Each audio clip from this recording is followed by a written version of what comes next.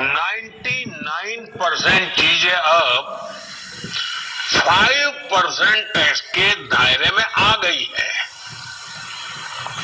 साथियों, पिछले 11 साल में देश में 25 करोड़ लोगों ने गरीबी को हराया है, गरीबी को परास्त किया है और गरीबी से बाहर निकल करके 25 करोड़ का एक बहुत बड़ा समूह नियो मिडिल क्लास के रूप में आज देश के अंदर बहुत बड़ी भूमिका अदा कर रहा है।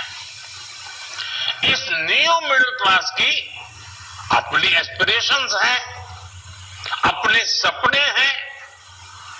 इस साल सरकार ने 12 लाख रुपए तक की इनकम को टैक्स फ्री करके एक उपहार दिया और स्वाभाविक है जब 12 लाख रुपयों का इनकम टैक्स में राहत हो जाए तो मध्यम वर्ग के जीवन में तो कितना बड़ा बदलाव आता है, कितनी सरलता सुविधा हो जाती है। और अब गरीबों की भी बारी है, नियो मिडिल क्लास की बारी है। अब गरीब को, नियो मिडिल क्लास को एक तरह से डबल बोनांजा मिल रहा है। जीएसटी कम होने से अब देश के नागरिकों के लिए अपने सपने पूरे करना और आसान होगा।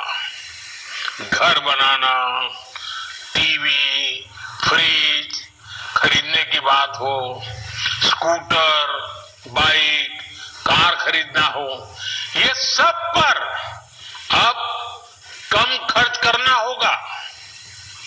आपके लिए घूमना फिरना भी सस्ता हो जाएगा क्योंकि ज्यादातर होटल्स के कमरों पर भी जीएसटी कम कर दिया गया है।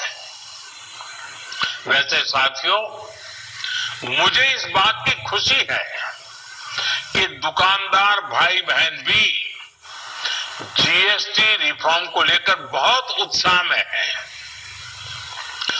वो बहुत जीएसटी में हुई कटौती को ग्राहकों तक पहुंचाने में जुटे हुए हैं।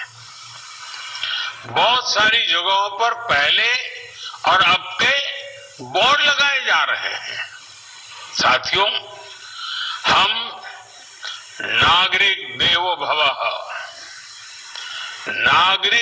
भवः के जिस मंत्र के साथ आगे बढ़ रहे हैं, नेक्स्ट जनरेशन जीएसटी रिफॉर्म में इसकी साफ झलक दिखाई देती है। अगर हम इनकम टैक्स में छूट और जीएसटी में छूट को जोड़ दें तो एक साल में जो निर्णय हुए हैं उससे देश के लोगों को 2.5 लाख करोड़ रुपए से ज्यादा की बचत होगी। और तभी तो मैं कह रहा हूं ये बचत उत्सव है। साथियों, विकसित भारत के लक्ष्य तक पहुंचने के लिए हमें आत्मनिर्भरता के रास्ते पर चलना ही होगा और भारत को आत्मनिर्भर बनाने का बहुत बड़ा दायित्व हमारे एमएसएमईज यानी हमारे लघु, मध्यम और कुटीर उद्योगों पर भी है, जो देश के लोगों की जरूरत कम है, जो हम देश में ही बना सकते हैं, वो हमें देश में ही बनाना चाहिए।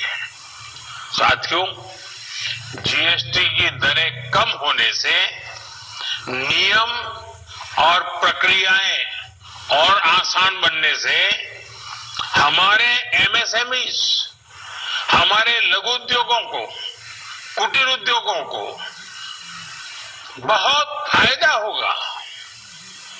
उनकी बिक्री बढ़ेगी और टैक्स भी कम देना पड़ेगा, यानी उनको भी डबल फायदा होगा। इसलिए आज मेरी एमएसएमई से लघु उद्योग हो, सूक्ष्म उद्योग हो, कुटीर उद्योग हो, आप सबसे बहुत अपेक्षाएं हैं। आपको भी पता है जब भारत समृद्धि के शिखर पर था तब भारत की अर्थव्यवस्था का मुख्य आधार हमारे एमएसएमईज थे, हमारे लघु और कुटीर उद्योग थे। भारत की मैन्युफैक्चरिंग, भारत में बने सामानों की क्वालिटी बेहतर होती थी। हमें उस गौरव को वापस पाना है। हमारे लघु उद्योग जो बनाए वो दुनिया में हर कसौटी पर बेस्ट हो, उत्तम से उत्तम हो। हम जो मैन्युफैक्चर करें वो दुनिया में आन बान शान के साथ देश के सारे पैरामीटर को पार करने वाला हो। हमारे प्रोडक्ट्स की क्वालिटी दुनिया में भारत की पहचान बढ़ाए, भारत का गौरव बढ़ाए। हमें इस लक्ष्य को लेकर काम करना है। साथियों, देश की स्वतंत्रता को जैसे स्वदेशी के मंत्र से ताकत मिली, वैसे ही देश की समृद्धि को भी स्वदेशी के मंत्र से ही शक्ति मिलेगी। आज जाने अनजाने हमारी रोजमर्रा की जिंदगी में बहुत सी विदेशी चीजें जुड़ गई है, हमें पता तक नहीं है। हमारे जेब में कंघी विदेशी है कि देसी, हमें पता ही नहीं है। हमें इनसे भी मुक्ति पानी होगी। हम वो सामान खरीदें जो मेड इन इंडिया हो, जिसमें हमारे देश के नौजवानों की मेहनत लगी हो, हमारे देश के बेटे बेटियों का पसीना हो। हमें हर घर को स्वदेशी का प्रतीक बनाना है, हर दुकान को स्वदेशी से सजाना है। गर्व से कहो ये स्वदेशी है, गर्व से कहो मैं स्वदेशी खरीदता हूं, मैं स्वदेशी सामान की बिक्री भी करता हूं। ये हर भारतीय का मिजाज बनना चाहिए। जब ये होगा तो भारत तेजी से विकसित होगा। मेरा आज सभी राज्य सरकारों से भी आग्रह है, आत्मनिर्भर भारत के इस अभियान के साथ, स्वदेशी के इस अभियान के साथ अपने राज्यों में मैन्युफैक्चरिंग को गति दे, पूरी ऊर्जा से, पूरे उत्साह से जुड़े, निवेश के लिए माहौल बनाएं। जब केंद्र और राज्य मिलकर आगे बढ़ेंगे तो आत्मनिर्भर भारत का सपना पूरा होगा। भारत का हर राज्य विकसित होगा, भारत विकसित होगा। इसी भावना के साथ मैं फिर एक बार इस बचत उत्सव की अनेक अनेक शुभकामनाएं देते हुए अपनी बात समाप्त करता हूं।